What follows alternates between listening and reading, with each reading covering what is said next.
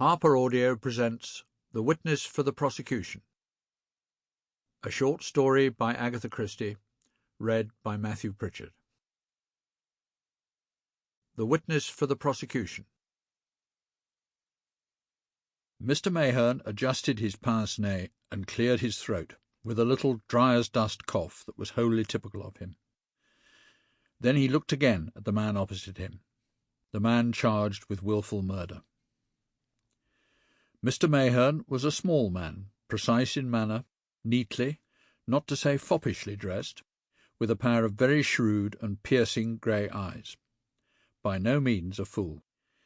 Indeed, as a solicitor, Mr. Mayherne's reputation stood very high. His voice, when he spoke to his client, was dry, but not unsympathetic. "I must impress upon you again that you are in very grave danger, and that the utmost frankness is necessary." Leonard Vole, who had been staring in a dazed fashion at the blank wall in front of him, transferred his glance to the solicitor. "I know," he said hopelessly. "You keep telling me so. But I can't seem to realize yet that I'm charged with murder. Murder! And such a dastardly crime, too."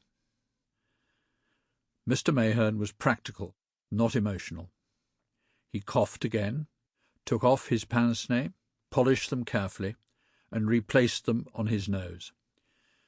Then he said, Yes. Now, my dear Mr. Vole, we're going to make a determined effort to get you off, and we shall succeed. We shall succeed. But I must have all the facts. I must know just how damaging the case against you is likely to be. Then we can fix upon the best line of defence." Still the young man looked at him in the same dazed, hopeless fashion. To Mr. Mayherne the case had seemed black enough, and the guilt of the prisoner assured. Now, for the first time, he felt a doubt. "You think I'm guilty," said Leonard Vole in a low voice. "But by God, I swear I'm not. It looks pretty black against me, I know that. I'm like a man caught in a net. The meshes of it all around me, entangling me whichever way I turn.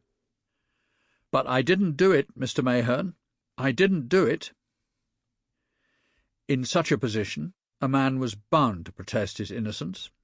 Mr. Mayherne knew that. Yet, in spite of himself, he was impressed. It might be, after all, that Leonard Vole was innocent. "You are right, Mr. Vole," he said gravely. "The case does look very black against you. Nevertheless, I accept your assurance. Now let us get to facts. I want you to tell me, in your own words, exactly how you came to make the acquaintance of Miss Emily French." "It was one day in Oxford Street. I saw an elderly lady crossing the road. She was carrying a lot of parcels. In the middle of the street she dropped them, tried to recover them, found a bus was almost on top of her, and just managed to reach the curb safely, dazed and bewildered by people having shouted at her. I recovered the parcels, wiped the mud off them as best I could, retied the string of one, and returned them to her." "There was no question of your having saved her life?"